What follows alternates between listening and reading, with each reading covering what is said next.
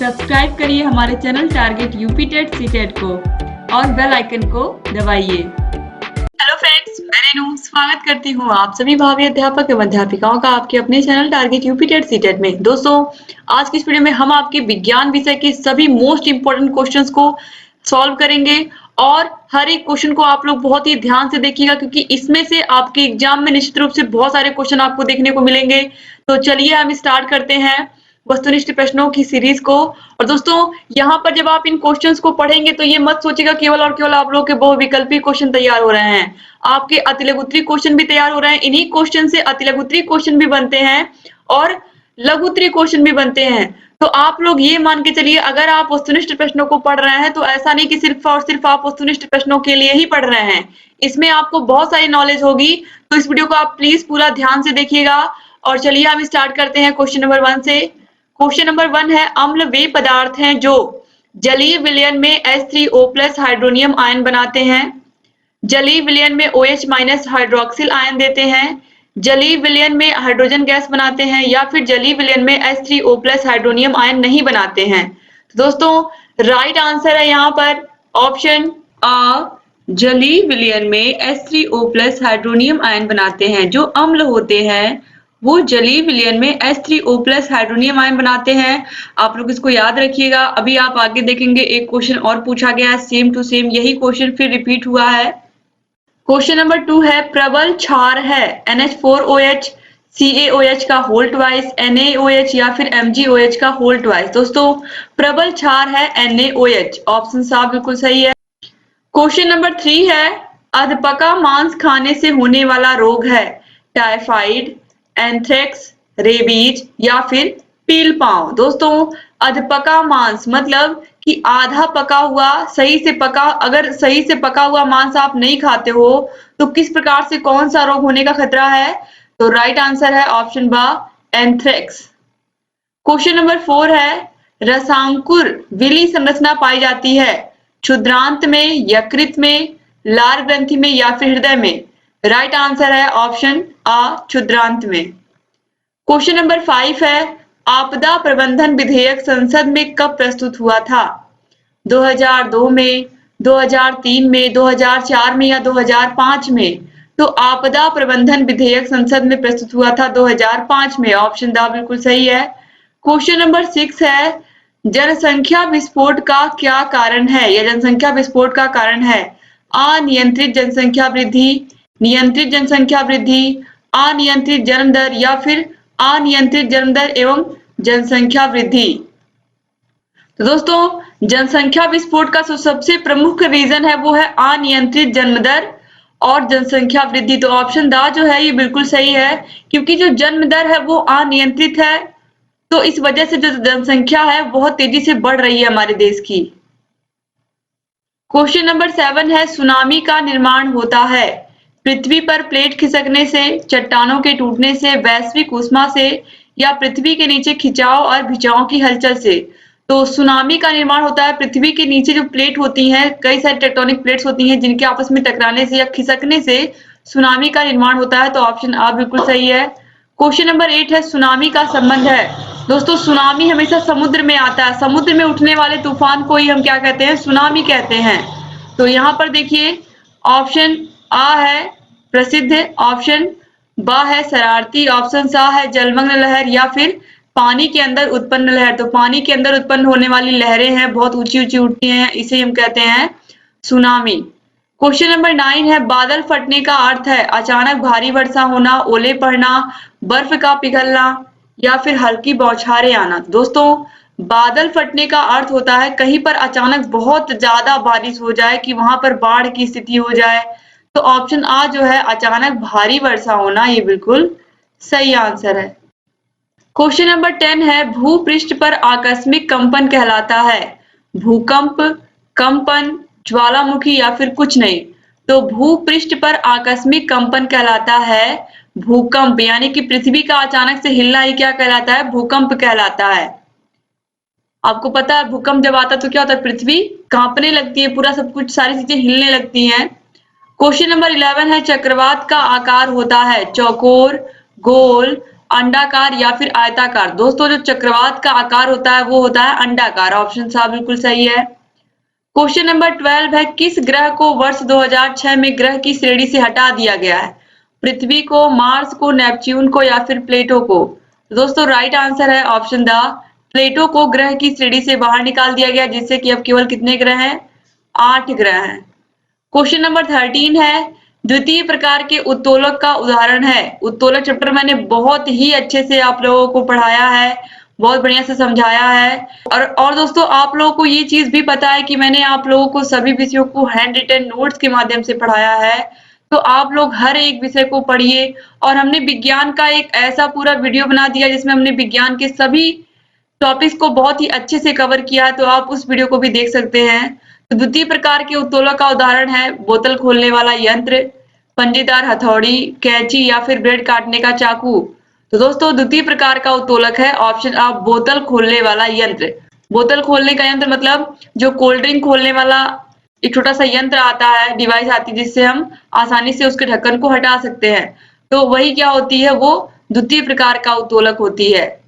Question number 14 है, अम्ल व क्षारों की प्रबलता निर्भर करती है उनके आयनन की मात्रा पर, तुल्यांकी भार पर, क्वथनांक पर या अणुभार पर? तो दोस्तों अम्लों और क्षारों की प्रबलता निर्भर करती है उनके आयनन की मात्रा पर, यानी कि जब ये जितने अधिक अणु आयनित होते हैं अम्ल के तो वह प्रबल अम्ल कहलाता है, और जितने ही अधिक अणु क्षार के आयनित होते हैं वह प्रबल क्षार कहलाता है। तो इसीलिए ऑप्शन आ जो है ये बिल्कुल सही है। क्वेश्चन नंबर 15 है, प्रबल अम्ल और प्रबल क्षार वह है जो जल में स्थायी हो, जिसका अणुभार अधिक हो, जो जल में अधिक आयनित हो या फिर जिसका क्वथनांक अधिक हो। अभी मैंने आपको बताया है जो जल में अधिक आयनित हो वही क्या होते हैं, प्रबल क्षार या प्रबल अम्ल होते हैं। तो ऑप्शन सा जो है ये बिल्कुल सही है। क्वेश्चन नंबर 16 है, इलेक्ट्रॉन दाता तथा इलेक्ट्रॉन ग्राही पदार्थों के मध्य उप सहसंयोजक बंध बनाने की प्रक्रिया क्या कहलाती है? जल अपघटन, उदासीनीकरण, आयनन या फिर अपघटन? दोस्तों राइट आंसर है ऑप्शन सा आयनन। क्वेश्चन नंबर 17 है, उदासीनीकरण अभिक्रिया में या उदासीनीकरण क्रिया में। उदासीनीकरण का मतलब है कि NaCl, NaOH यानी कि प्रबल क्षार और प्रबल अम्ल HCl मिल करके लवण और जल बनाते हैं। तो यहाँ पर आप देखिए प्रबल अम्ल और प्रबल क्षार मिल करके लवण और जल बनाते हैं, और इसी क्रिया को कहते हैं उदासीनीकरण क्रिया। जब प्रबल अम्ल और प्रबल क्षार मिल करके कोई अभिक्रिया करते हैं तो वह अभिक्रिया उदासीनीकरण कहलाती है, क्योंकि लवण यानी कि नमक और जल बनता है इस क्रिया के फलस्वरूप। तो यहाँ पर देखिए ऑप्शन द जो है लवण और जल, लवण किसे कहते हैं, हम नमक को कहते हैं, और जल H2O को कहते हैं। तो ऑप्शन द जो है ये बिल्कुल सही है। क्वेश्चन नंबर 18 है, जिन अम्लों में ऑक्सीजन तथा सल्फर नहीं होते हैं वे कहलाते हैं हाइड्रेसिड, ऑक्सी अम्ल, थायो अम्ल या फिर दुर्बल अम्ल। तो जिन अम्लों में ऑक्सीजन तथा सल्फर नहीं होते हैं वे कहलाते हैं हाइड्रेसिड। ऑप्शन आ बिल्कुल सही है। क्वेश्चन नंबर 19 है, जिन लवणों के जलीय विलयन एक ही प्रकार के धनायन व एक ही प्रकार के ऋणायन देते हैं वे कहलाते हैं सामान्य लवण, बेसिक लवण, अम्लीय लवण या फिर द्विलवण? राइट आंसर है ऑप्शन आ सामान्य लवण। क्वेश्चन नंबर 20 है, एसिटिक अम्ल की क्षारकता कितनी होती है, या एसिटिक अम्ल की क्षारकता होती है 1, 3, 2 या फिर 4? दोस्तों एसिटिक अम्ल की क्षारकता 1 होती है। क्वेश्चन नंबर 21 है, निम्नलिखित में से जल प्रदूषण का क्या कारण है? धुआं, ऑक्सीजन, बम विस्फोट या फिर वाहित मल? तो दोस्तों जल प्रदूषण यानी कि पानी किससे गंदा होता है? धुएं से तो पानी गंदा नहीं होता है, ऑक्सीजन से तो पानी गंदा नहीं होता है, बम विस्फोट से भी नहीं, बल्कि गंदा किससे होता है? वाहित मल से। तो ऑप्शन द जो है ये बिल्कुल सही है।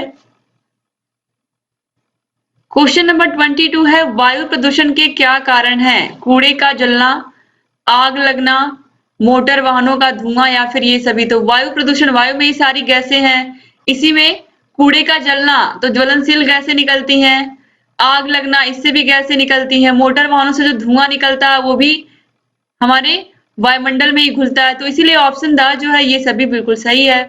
क्वेश्चन नंबर 23 निम्नलिखित में से कौन सी मानवकृत आपदा नहीं है? अग्निकांड, बम विस्फोट, रेल दुर्घटना या फिर भूकंप। दोस्तों इसमें मानवकृत आपदा मतलब मानव के द्वारा की गई आपदा कौन सी नहीं है? मानव ने क्या बनाया है आपको पता है? रेल बनाया है, तो रेल दुर्घटना तो ये चूंकि मानव ने बनाया है। और यहाँ पर देखिए बम विस्फोट, बम भी तो मानव ने ही बनाया है। और आग भी कहीं लगती है तो मानव की ही गलती से लगती है। तो यहाँ पर देखिए जो भूकंप है ये मानवकृत आपदा नहीं बल्कि ये क्या है? प्राकृतिक आपदा है। तो जो ऑप्शन द है भूकंप ये बिल्कुल सही है। चाहे भूकंप हो, बाढ़ हो, ये सभी प्राकृतिक आपदाएं होती हैं। क्वेश्चन नंबर 24 है निम्नलिखित में से भौतिक परिवर्तन कौन सा है?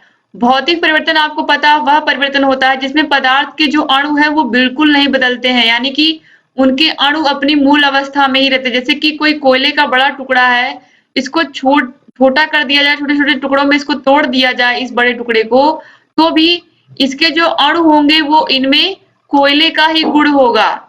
लेकिन अगर दूध से दही बन गया तो पूरा ये क्या हो गया? पूरा इसके अणु ही बदल गए, तो ये हो जाएगा रासायनिक परिवर्तन।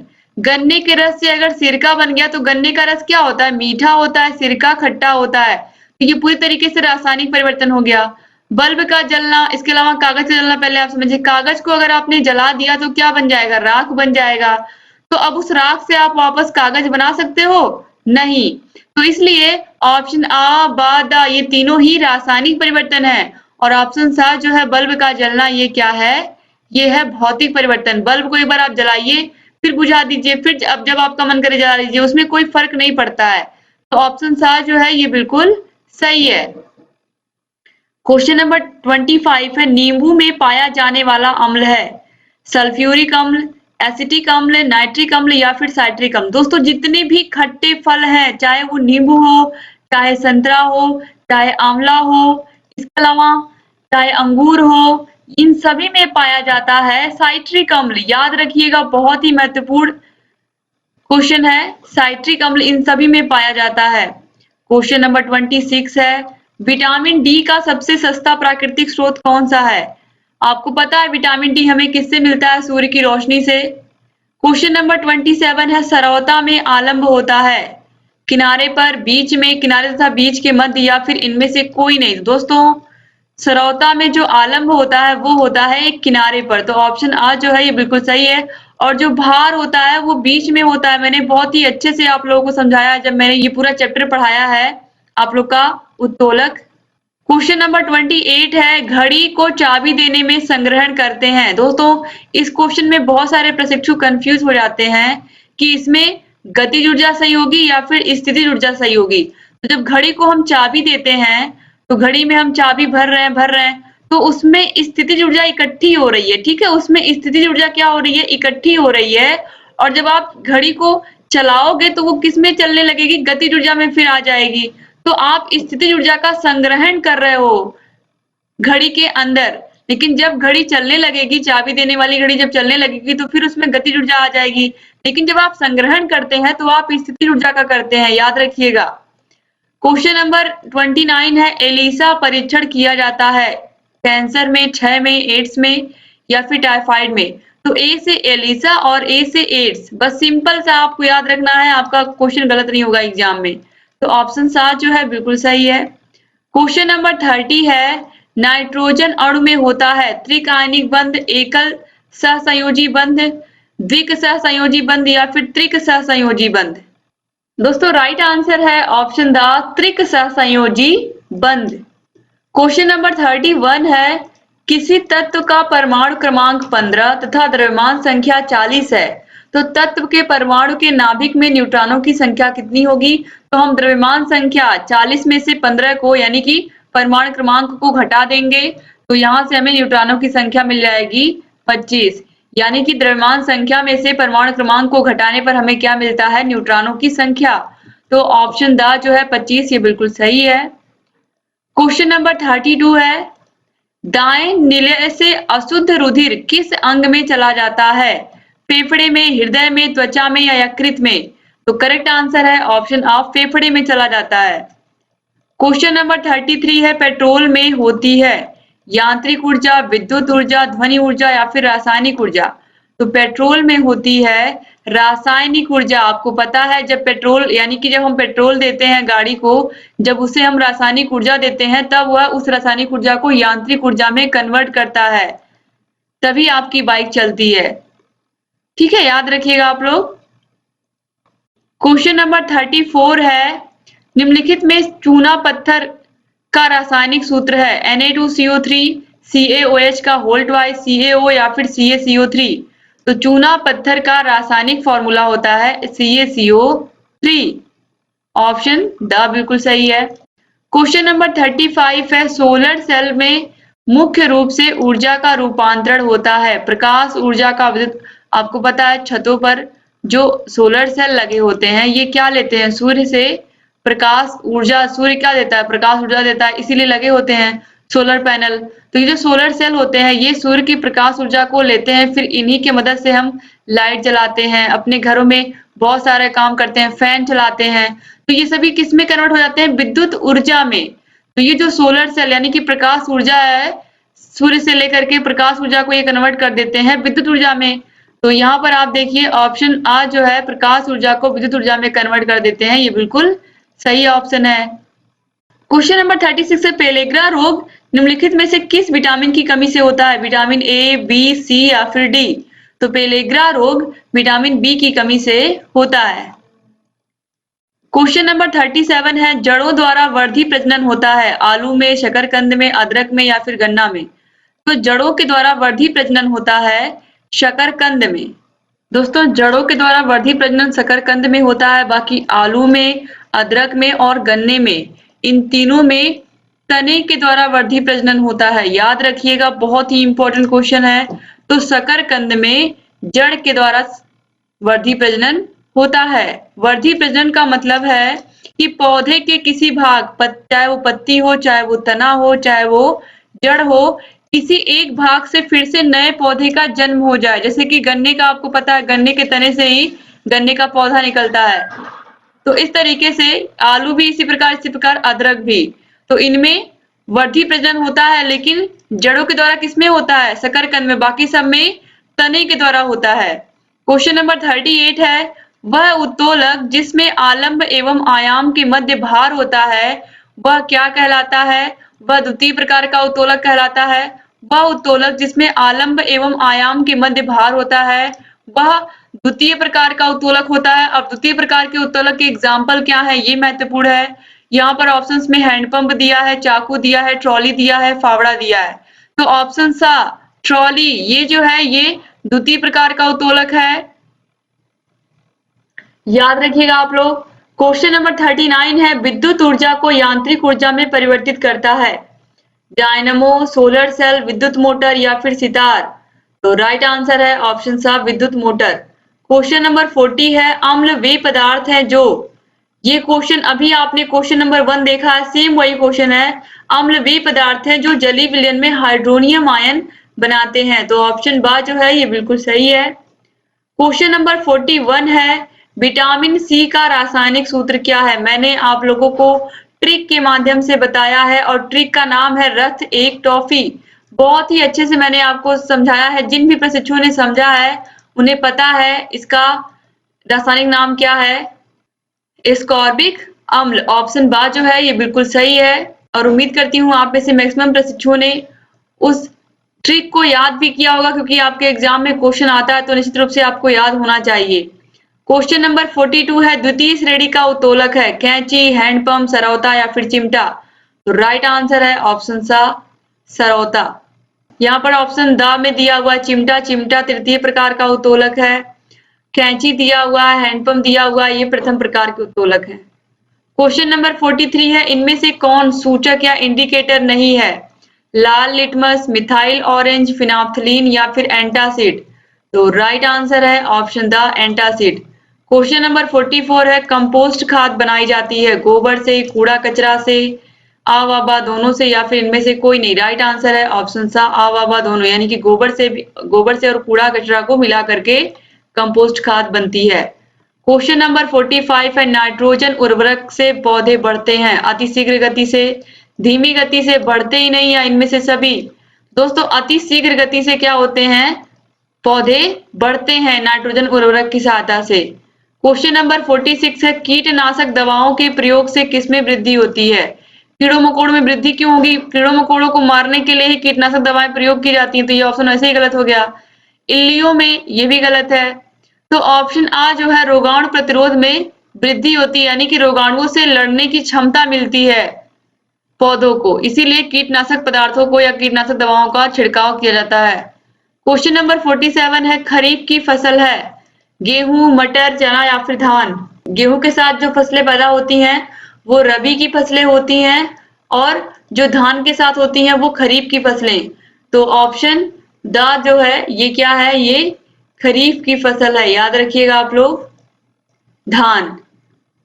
क्वेश्चन नंबर 48 है, हैरो खेत से निकालने के काम आता है। जो हैरो हल होता है वो किस काम में आता है? खरपतवार को निकालने के काम में आता है खेत से, मिट्टी, पानी या फिर उपयुक्त सभी। तो यहाँ पर दोस्तों आपको पता है राइट आंसर क्या होगा, खरपतवार, यानी कि जो घास फूस आ जाता है खेत में, जो ऐसे पौधे जिनकी जरूरत नहीं होती है या फिर ऐसे खरपतवार या घास उग जाते हैं जिनको खेत से निकालना होता है, ताकि अगर वो घास आकर के खेत में पहले से टिके रहेंगे तो उसमें कोई भी बीज बोया जाएगा तो वो उसको पनपने की जगह ही नहीं मिलेगी। तो इसीलिए खेत में से खरपतवार या जो अनवांछित घास होते हैं उनको निकाल दिया जाता है, किसकी सहायता से? हैरो की सहायता से। क्वेश्चन नंबर 49 है, डिवलर से बुआई नहीं होती है, गेहूं की, चने की, धान की या बाजरा की। आपको अच्छे से पता है धान की बुआई नहीं, धान की रोपाई होती है। तो ऑप्शन सा जो है ये बिल्कुल सही है, क्योंकि धान के पौधों को क्या करना होता है, खुद से बैठाना होता है, या इसी को हम रोपाई कहते हैं। क्वेश्चन नंबर 50 है, सिंचाई की कटाऊ पानी विधि है, अपलावन या प्रवाह विधि, कुंड विधि, क्यारी विधि या छिड़का विधि। ये मैंने पूरा पढ़ाया है आप लोगों को सिंचाई की विधियां में। तो सिंचाई की कटाऊ पानी विधि है अपलावन या प्रवाह विधि, ऑप्शन आ बिल्कुल सही है। क्वेश्चन नंबर 51 है, बल का एसआई मात्रक क्या है? जूल, न्यूटन, अर्ग या मीटर। बल का एसआई मात्रक होता है न्यूटन, तो ऑप्शन बा जो है ये बिल्कुल सही है। और बल का अगर एग्जाम में पूछता है कि बल का एसआई मात्रक या एमकेएस पद्धति में बल का मात्रक क्या है, तो एमकेएस पद्धति में भी बल का मात्रक न्यूटन ही है। क्वेश्चन नंबर 52 है, एमकेएस पद्धति में कार्य का मात्रक क्या है? दोस्तों एमकेएस पद्धति में कार्य का मात्रक जूल है, और ऊर्जा का भी मात्रक जूल ही होता है। कार्य या ऊर्जा ये दोनों ही आपस में एक दूसरे से संबंधित हैं, तो कार्य का मात्रक भी जूल होता है और ऊर्जा का मात्रक भी जूल होता है। और कार्य एक अदिश राशि है, ये भी आप याद रखिएगा, इसमें कोई दिशा नहीं होती है। क्वेश्चन नंबर 53 है, किसी वस्तु में गति के कारण कार्य करने की क्षमता को कहते हैं। अगर कोई वस्तु गति के कारण कार्य कर रही है तो उसे हम कहते हैं गतिज ऊर्जा, ऑप्शन आ जो है ये बिल्कुल सही है। क्वेश्चन नंबर 54 है, यांत्रिक लाभ होता है W into F, W upon F, W plus F या फिर W माइनस एफ। तो जो यांत्रिक लाभ होता है ये W यानी कि कुल कार्य बटा कुल लगाया हुआ बल, तो W अपॉन एफ के बराबर होता है, इसे हम क्षमता भी कहते हैं। तो ऑप्शन बा जो है ये बिल्कुल सही है। क्वेश्चन नंबर 5 है, सरल मशीन है मोटरसाइकिल, सिलाई मशीन, घिरनी या फिर उपयुक्त सभी। दोस्तों जो सरल मशीनें होती हैं इनसे कार्य करना बहुत ही आसान हो जाता है, इसीलिए इन्हें सरल मशीनें कहते हैं। तो दोस्तों यहाँ पर जो ऑप्शन सा है घिरनी, ये बिल्कुल सही ऑप्शन है। और ढेर सारी सरल मशीनों से मिलकर के ही जटिल मशीनें बनती हैं, जिसमें सिलाई मशीन आती है, मोटरसाइकिल आती है। तो यहाँ पर जो घिरनी है यह एक सरल मशीन है, याद रखिएगा आप लोग। क्वेश्चन नंबर 56 है, वृक्षारोपण से भूमि का कटाव होता है, कम, अधिक, नहीं या फिर समान रूप से। तो वृक्षारोपण करने से भूमि का जो कटाव होता है वो कम होता है काफी हद तक। जैसे अगर कहीं पर कोई पेड़ पौधा नहीं है तो अगर बारिश का पानी आता है तो उस मिट्टी को बहा ले जाता है, लेकिन अगर कोई पेड़ वहां पर लगा दिया जाए तो पेड़ की जड़ें क्या करती हैं, उस मिट्टी को बांध करके रखती हैं। तो वृक्षारोपण से भूमि का कटाव कम हो जाता है, तो ऑप्शन आ जो है ये बिल्कुल सही है। क्वेश्चन नंबर 57 है, बलुई दोमट मिट्टी में रेत की मात्रा कितनी होती है? 60 to 80%, 50 to 60%, 60% से कम या फिर 60% से अधिक। तो राइट आंसर है ऑप्शन आ 60% से लेकर के 80% तक रेत की मात्रा होती है। क्वेश्चन नंबर 58 है, नियमित खाद के प्रयोग से क्या होता है? उपज में वृद्धि होती है, मिट्टी की वृद्धि होती है, पानी की वृद्धि होती है या फिर इनमें से कोई नहीं। दोस्तों, खेत में जो फसल होती है उसमें खाद क्यों बोया जाता है या फिर उर्वरक क्यों बोया जाता है? ताकि जो फसल है वो अधिक, उसका उत्पादन अधिक हो। तो ऑप्शन आ जो है उपज की वृद्धि, यानी कि फसल अधिक उत्पादित होगी, इसीलिए नियमित खाद का प्रयोग किया जाता है खेतों में। क्वेश्चन नंबर 59 है, चिमटा उदाहरण है। चिमटा किसका उदाहरण है? प्रथम श्रेणी के उत्तोलक का, द्वितीय श्रेणी के उत्तोलक का, तृतीय श्रेणी के उत्तोलक का या फिर एक मशीन का? तो जो चिमटा है ये तृतीय श्रेणी के उत्तोलक का उदाहरण होता है, याद रखिएगा। क्वेश्चन नंबर 60 है, पुनः प्राप्त होने वाला नवीकरणीय ऊर्जा का स्रोत कौन है? दोस्तों, पुनः प्राप्त होने वाले ऊर्जा के स्रोत को हम नवीकरणीय ऊर्जा के स्रोत कहते हैं, और जो पुनः नहीं प्राप्त होते हैं उन्हें अनवीकरणीय कहते हैं। तो पुनः प्राप्त होने वाले में सूर्य ऊर्जा यानी कि सौर ऊर्जा, सौर ऊर्जा के बाद जल ऊर्जा, पवन ऊर्जा, याद रखिएगा आप लोग, ये सभी जो हैं इन सभी से हम दोबारा हमेशा, ये कभी खत्म नहीं होंगे, इनको हम हमेशा प्राप्त कर सकते हैं, ये हमेशा दोबारा हमें मिल जाएंगे। तो इसीलिए इन्हें हम नवीकरणीय ऊर्जा के स्रोत कहते हैं। तो यहाँ पर देखिए, ज्वार भाटा की ऊर्जा, प्राकृतिक गैस, कोयला, पेट्रोलियम। कोयला, पेट्रोलियम, प्राकृतिक गैस ये कभी भी खत्म हो सकते हैं, इनका एक निश्चित भंडार है पृथ्वी के नीचे। लेकिन जो ज्वार और भाटा की ऊर्जा है, जो जल ऊर्जा है, ये बराबर आती रहेगी। तो इसीलिए यह नवीकरणीय ऊर्जा का स्रोत है, तो ज्वार और भाटा की ऊर्जा। अब यहाँ पर क्वेश्चन नंबर 61 में दिया है, पुनः न प्राप्त होने वाली अनवीकरणीय ऊर्जा का स्रोत कौन सा है? कोयले की ऊर्जा, सौर ऊर्जा, पवन ऊर्जा या बहते हुए जल की ऊर्जा? तो दोस्तों, तो बहते हुए पानी की ऊर्जा। दोस्तों, यहाँ पर आप देखिए, पुनः न प्राप्त होने वाली यानी कि अनवीकरणीय ऊर्जा का स्रोत कौन हुआ? कोयले की ऊर्जा, आपने देखा है, पेट्रोलियम उत्पाद, पेट्रोल, डीजल, प्राकृतिक गैस, ये सभी अनवीकरणीय ऊर्जा के स्रोत है। क्यों? क्योंकि इन्हें दोबारा नहीं प्राप्त, अगर एक बार खत्म हो गए ये लोग तो फिर दोबारा इन्हें प्राप्त नहीं किया जा सकता है। तो इनका जो स्टॉक है वो सीमित है, लिमिटेड है। तो यहाँ पर पूछा है कौन पुनः न प्राप्त होने वाली ऊर्जा का स्रोत है? तो ऑप्शन आ कोयले की ऊर्जा। और पवन ऊर्जा तो नवीकरणीय है, सौर ऊर्जा भी नवीकरणीय है, बहते हुए जल की ऊर्जा, इसी से हमें ज्वार और भाटा की ऊर्जा मिलती है।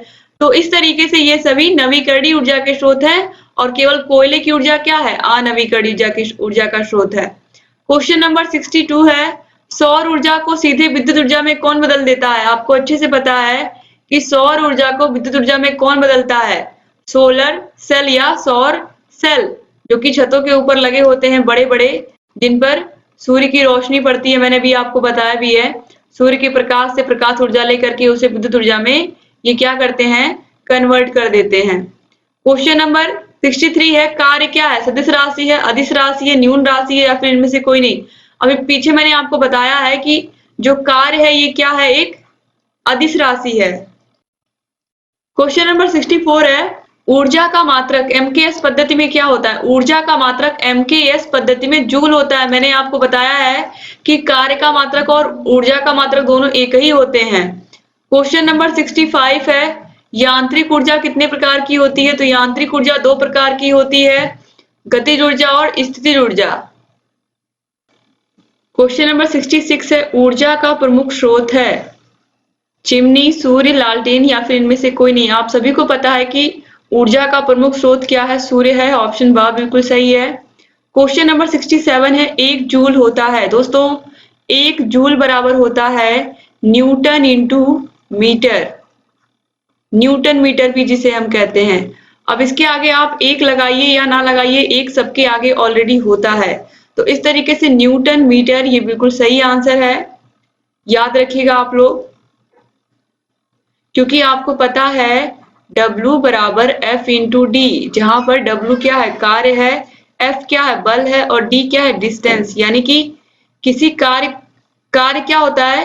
किसी कार्य को करने में लगाया गया बल, और किसी वस्तु को एक स्थान से दूसरे स्थान पर ले जाने के लिए हम क्या करते हैं? बल लगाते हैं, और वो उस डिस्टेंस भी कवर करती है, तो उसे हम क्या कहते हैं? बल कहते हैं। यानी कि उसे हम क्या कहते हैं? कार्य। कार्य बराबर बल गुणे बल की दिशा में चली गई दूरी। तो बल का मात्रक न्यूटन और डिस्टेंस दूरी का मात्रक मीटर। तो ये क्या हो गया, कार्य का मात्रक न्यूटन इंटू मीटर हो गया। तो यहाँ पर आप चाहे एक लिखिए या ना लिखिए, इससे कोई फर्क नहीं पड़ता। तो न्यूटन इंटू मीटर, क्योंकि एक सब में ऑलरेडी होता है, तो ऑप्शन आ बिल्कुल सही हो जाएगा, न्यूटन इंटू मीटर। और अभी आपने देखा है कार्य का मात्रक जूल होता है। क्वेश्चन नंबर 68 है, निम्नलिखित में से सरल मशीन है, पहिया, घिरनी, पेंच या फिर ये सभी। तो ऑप्शन द ये सभी बिल्कुल सही है, क्योंकि पहिया, घिरनी, पेंच ये सभी सरल मशीनें हैं। क्वेश्चन नंबर 69 है, सीढ़ी किस प्रकार का उत्तोलक है, प्रथम, द्वितीय, तृतीय या फिर इनमें से कोई नहीं। तो सीढ़ी तृतीय प्रकार का उत्तोलक है, ऑप्शन सा बिल्कुल सही है। क्वेश्चन नंबर 70 है, अमाशय में पाया जाने वाला एंजाइम है, टायलिन, म्यूसिन, पेप्सिन या ट्रिप्सिन। राइट आंसर है ऑप्शन सा पेप्सिन। क्वेश्चन नंबर 71 है, शर्करा का नियमन करने में सहायक हार्मोन है, पैराथार्मोन, गैस्ट्रीन, इंसुलिन या फिर कीटोजैविक। दोस्तों शर्करा का नियमन करने में सहायक हार्मोन होता है इंसुलिन हार्मोन। क्वेश्चन नंबर 72 है, कैल्शियम तथा फास्फोरस के नियमन का कार्य करता है, पैराथार्मोन, डाइबेटोजेनिक, रेनिन या फिर पेप्सिन। दोस्तों कैल्शियम तथा फास्फोरस के नियमन का कार्य करता है। दोस्तों राइट आंसर है ऑप्शन आ, पैराथार्मोन। क्वेश्चन नंबर 73 है, जल में घुलनशील हैं, विटामिन ए, बी, सी या फिर डी। मैंने आपको बहुत ही सिंपल से एग्जाम्पल के माध्यम से समझाया था, एक बार फिर मैं उस एग्जाम्पल को आपको बता दूं। तो दोस्तों मैंने बताया था कि आप एक गिलास पानी ले लीजिए, क्योंकि यहाँ पर जल में घुलनशील बात हो रही है ना, तो उसमें आप एक काम करिए, उसमें एक कीड़ा डाल दीजिए। ठीक है, आपने क्या किया, एक कीड़ा डाल दिया। तो ये जो कीड़ा आपने डाला है इस जल में, पानी में, तो ये क्या पानी में घुलेगा? तो ये जो कीड़ा है ये पानी में नहीं घुलेगा, यानी कि विटामिन के, ई, डी, ए ये जल में घुलनशील विटामिन नहीं है। तो जल में घुलनशील विटामिन कौन से होंगे, बी और सी। इनको आप जल में डालोगे या जल में घुल जाएंगे, तो बी, सी घुलनशील है। तो यहाँ पर देखिए जल में घुलनशील विटामिन पूछा है, तो ऑप्शन बी और यहाँ पर ऑप्शन बा और ऑप्शन सा दोनों ही सही होंगे। और तो दोस्तों अगर ये जल में घुलनशील नहीं है विटामिन के, ई, डी, ए, तो ये किस में घुलनशील है, ये वसा में घुलनशील है। याद रखिएगा आप लोग, विटामिन के, ई, डी, ए ये वसा में घुलनशील है, लेकिन जल में घुलनशील कौन है, विटामिन बी और विटामिन सी। इसीलिए अक्सर आप देखते हो विटामिन बी, विटामिन सी की कमी रहती है, क्योंकि ये शरीर से बाहर निकलता रहता है, इसको बराबर हमारे शरीर को, इसकी हमेशा हमारे शरीर को जरूरत होती है। तो विटामिन बी और सी हमें नियमित रूप से लेना चाहिए अपने खाद्य पदार्थों में, या अपने खाने के, या अपने आहार में। क्वेश्चन नंबर 74 है, दांतों की मजबूती के लिए क्या आवश्यक है, फास्फोरस, कैल्शियम, कैल्शियम तथा फास्फोरस या फिर कोई नहीं। तो राइट आंसर है ऑप्शन सा कैल्शियम तथा फास्फोरस। क्वेश्चन नंबर 75 है, पैकेट का दूध संरक्षित किया जाता है, रसायनों द्वारा, हिमीकरण द्वारा, पाश्चुरीकरण द्वारा या फिर किण्वन द्वारा। राइट आंसर है ऑप्शन सा पाश्चुरीकरण द्वारा। क्वेश्चन नंबर 76 है, परमाणु का समस्त द्रव्यमान कहां पर होता है। दोस्तों परमाणु का समस्त द्रव्यमान होता है उसके, दोस्तों परमाणु का समस्त द्रव्यमान उसके नाभिक में होता है, और परमाणु के नाभिक में प्रोटॉन और न्यूट्रॉन दोनों होते हैं। इसीलिए ऑप्शन सा जो है प्रोटॉन तथा न्यूट्रॉन में बिल्कुल सही है। तो नाभिक में क्या होते हैं, प्रोटॉन और न्यूट्रॉन होते हैं, जबकि इलेक्ट्रॉन बाहरी कक्षा में होते हैं। क्वेश्चन नंबर 77 है, किसी तत्व का परमाणु क्रमांक बराबर होता है, किसी तत्व का परमाणु क्रमांक बराबर होता है उसके परमाणु में उपस्थित न्यूट्रॉनों की संख्या के, प्रोटॉनों की संख्या के, प्रोटॉनों और न्यूट्रॉनों की संख्या के, या फिर प्रोटॉनों और इलेक्ट्रॉनों की संख्या के योग के। तो यहाँ पर आप देखिए न्यूट्रॉनों की संख्या के या प्रोटॉनों की संख्या के। राइट आंसर है ऑप्शन बा, प्रोटॉनों की संख्या के बराबर ही होता है किसी भी तत्व का परमाणु क्रमांक। याद रखिएगा आप लोग, उस तत्व के परमाणु उपस्थित प्रोटॉनों की संख्या के बराबर होता है। क्वेश्चन नंबर 78 है, परमाणु के नाभिक में स्थित होते हैं, प्रोटॉन के नाभिक में अभी आपने देखा प्रोटॉन और न्यूट्रॉन स्थित होते हैं। क्वेश्चन नंबर 79 है, निष्क्रिय गैस का इलेक्ट्रॉनिक विन्यास क्या होता है। निष्क्रिय गैस यानी कि अक्रिय गैस, जैसे कि हीलियम हुआ, नियान हुआ, ये सब अक्रिय गैस हैं, ये किसी गैस से क्रिया नहीं करते हैं। तो इनका इलेक्ट्रॉनिक विन्यास जो होता है, इनका अष्टक पूरा होता है। तो आप देखिए किस यहाँ पर देखिए किसमें आपको लास्ट में 8 दिखाई दे रहा है, ऑप्शन सा में, यानी कि इसका अष्टक पूरा है, इसीलिए यह क्या है, एक निष्क्रिय गैस है। क्वेश्चन नंबर 80 है, परमाणु द्रव्यमान का अंतरराष्ट्रीय मात्रक क्या है? कार्बन 12, हाइड्रोजन 1, ऑक्सीजन 16 या फिर नाइट्रोजन 14। राइट आंसर है ऑप्शन आ, कार्बन 12। क्वेश्चन नंबर 81 है, कैल्शियम हाइड्रोक्साइड का सही सूत्र है। तो कैल्शियम हाइड्रोक्साइड का सही सूत्र है CaOH का होल ट्वाइस, ऑप्शन आ बिल्कुल सही है। क्वेश्चन नंबर 82 है, भौतिक परिवर्तन में पदार्थों के अणुओं में कोई परिवर्तन नहीं होता है। आप लोगों को ऑलरेडी मैं बता चुकी हूं, तो ऑप्शन बा जो है ये बिल्कुल सही है। क्वेश्चन नंबर 83 है, निम्नलिखित में से कौन सा प्रत्यावर्तित परिवर्तन है? दूध का फटना तो रासायनिक परिवर्तन हो गया। मोम का पिघलना, मोमबत्ती का जलना या फिर सब्जी का पकना। तो दोस्तों जो मोम का पिघलना होता है ये होता है प्रत्यावर्तित परिवर्तन। तो ऑप्शन बा जो है ये बिल्कुल सही है, याद रखिएगा आप लोग। क्वेश्चन नंबर 84 है, निम्नलिखित में से कौन सा रासायनिक परिवर्तन है? कोयले को पीसकर पाउडर बनाना, कागज के बड़े बड़े टुकड़ों को छोटे छोटे टुकड़ों में बांटना, कागज का जलना या कांच की बोतल का टूटना। तो आप सभी को पता है इसमें राइट आंसर क्या है, ऑप्शन सा, कागज का जलना। कागज को एक बार अगर आपने जला दिया तो उसमें से क्या बचेगी, केवल राख बचेगी। तो फिर उस राख से आप वापस कागज नहीं बना सकते ना, तो यहाँ पर इसीलिए ये क्या है, रासायनिक परिवर्तन है। क्वेश्चन नंबर 85 है, ज्वालामुखी का फूटना क्या है? मंद परिवर्तन, अनुकूल परिवर्तन, प्रत्यावर्तित परिवर्तन या अनियमित परिवर्तन। राइट आंसर है ऑप्शन द, अनियमित परिवर्तन। कभी कभी होता है ज्वालामुखी का फूटना, इसलिए। क्वेश्चन नंबर 86 है, दिन रात का होना क्या है? रासायनिक परिवर्तन, प्राकृतिक परिवर्तन, नियमित एवं प्राकृतिक परिवर्तन या फिर नियमित परिवर्तन। दोस्तों प्राकृतिक परिवर्तन भी होता है, नियमित परिवर्तन भी होता है, दिन और रात का होना, इसीलिए नियमित एवं प्राकृतिक परिवर्तन दोनों ऑप्शन बिल्कुल सही होगा, ऑप्शन सा। क्वेश्चन नंबर 87 है, पित्त रस बनता है अमाशय में, ग्रहणी में, छोटी आंत में या यकृत में। तो राइट आंसर है ऑप्शन द, यकृत में। क्वेश्चन नंबर 88 है, तृतीय श्रेणी के उत्तोलक का उदाहरण है? सरौता, कैंची, बोझ उठाने वाली गाड़ी या फिर चिमटा। तो राइट आंसर है ऑप्शन द, चिमटा। आप देखिए क्वेश्चन कितनी बार रिपीट हुआ है। क्वेश्चन नंबर 89 है, प्रकाश संश्लेषण की क्रिया में कौन सी गैस निकलती है? प्रकाश संश्लेषण की क्रिया में क्या होता है? कार्बन डाइऑक्साइड और जल मिल करके आपको पता है क्या बनाते हैं, ऑक्सीजन गैस बनाते हैं। तो यहाँ पर देखिए ऑक्सीजन गैस का ऑप्शन बा में है। तो प्रकाश संश्लेषण की क्रिया के पश्चात क्या बनता है? ऑक्सीजन गैस बनती है, बहुत महत्वपूर्ण है, इसको आप लोगों को याद रखना है। ग्लूकोज भी मिलता है, आपको पता है। क्वेश्चन नंबर 90 है, एक तत्व के समस्थानिक में होते हैं। समस्थानिक का मतलब होता है ऐसे तत्व जिनके परमाणु क्रमांक समान लेकिन परमाणु भार क्या हो, भिन्न हो, या फिर परमाणु संख्या समान हो लेकिन द्रव्यमान संख्याएं भिन्न हो। तो ऑप्शन आ जो है ये बिल्कुल सही है, परमाणु क्रमांक या परमाणु संख्या समान हो उनकी, लेकिन द्रव्यमान संख्या या परमाणु भार भिन्न हो। क्वेश्चन नंबर 91 है, चंद्रमा क्या है? चंद्रमा आपको पता है पृथ्वी का एक उपग्रह है, तो ऑप्शन सा जो है ये बिल्कुल सही है। दोस्तों उम्मीद करती हूँ ये पूरा वीडियो आपको अच्छा लगा होगा और बहुत सारे क्वेश्चन भी आपको क्लियर हुए होंगे। अगर अभी तक आपने हमारे चैनल को सब्सक्राइब नहीं किया तो प्लीज सब्सक्राइब कर दीजिए और बगल में घंटी का निशान होगा उसको भी प्रेस कर दीजिए, ताकि हम जो भी नई वीडियोस बनाते हैं उन सभी का नोटिफिकेशन आप लोग के पास समय से पहुंचे और आप हमारे सभी वीडियोस को ऐसे ही देखते रहें। दोस्तों अगर वीडियो अच्छा लगा तो प्लीज वीडियो को लाइक कर दीजिए और अपने सभी फ्रेंड्स के कॉलेज के ग्रुप में जरूर इसको शेयर कर दीजिएगा। अपने फ्रेंड्स को अपने कॉलेज के ग्रुप में अगर आप इन वीडियोस को शेयर करते हैं तो बहुत सारे प्रशिक्षुओं को इनसे फायदा होगा।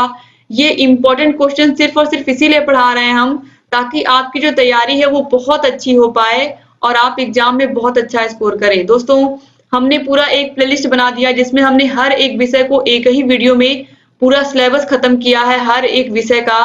तो अगर आपने उन वीडियोस को नहीं देखा तो प्लीज आप उन वीडियोस को देखिए, क्योंकि उन वीडियोस को देखने से आपको बहुत बहुत फायदा होगा एग्जाम में और आपके सभी विषय भी अच्छे से तैयार हो जाएंगे कम समय में। तो यहाँ पर आई बटन दिख रहा होगा, आई बटन पर भी क्लिक करके आपको सभी विषयों की लिंक मिल जाएगी।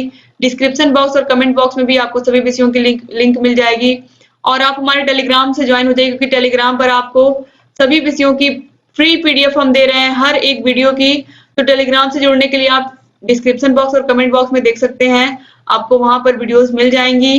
तो उम्मीद करती हूँ आप ऐसे चैनल से बने रहेंगे, सभी वीडियोस को देखते रहेंगे। हर एक विषय का 5 ईयर का प्रीवियस ईयर क्वेश्चन पेपर भी सॉल्व करवाया है। तो प्लीज आप लोग प्रीवियस ईयर क्वेश्चन पेपर को भी सॉल्व करके जाइएगा।